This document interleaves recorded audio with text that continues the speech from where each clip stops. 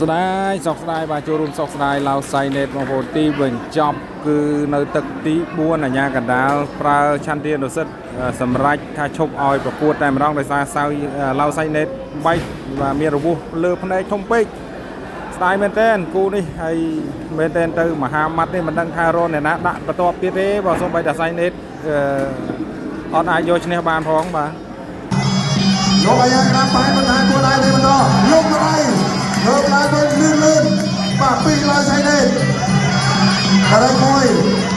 អ្នកចេញតបជើងក្រោមទៀតកាយយ៉ាងម៉េចហើយបាទអត់ចេញបែកបាទមកម៉ាត់បាទស្បែកស្វិតមែនទេមិនងាយទេបាទលោកអាយ៉ាក្រាបសុំសាជួតធៀមទៀតហើយបាទចាំមើលសិនបន្តឬក៏យ៉ាងម៉េចបាទបន្តទៀតអូបន្តបាទតបន្តទៀតបាទពួកឯងចាក់ជង្គង់កាយចាក់ជង្គង់កាយពីមហាម៉ាត់អោទោមបាទលោកខាងក្រៅចាំយាយចេញសិនបាទចូលស្អីនេះបាទចូលបាទជង្គង់ពីមហាម៉ាត់ចាក់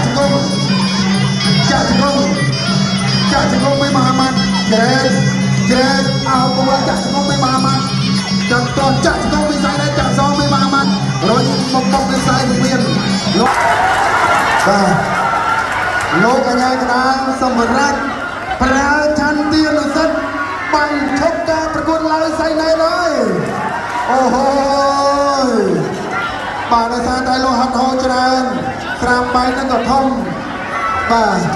សំលមបាទក៏ស៊ូមែនបាត់សម្រាប់ឡើយស្អីនេះប៉ុណ្ណឹងល្អមើល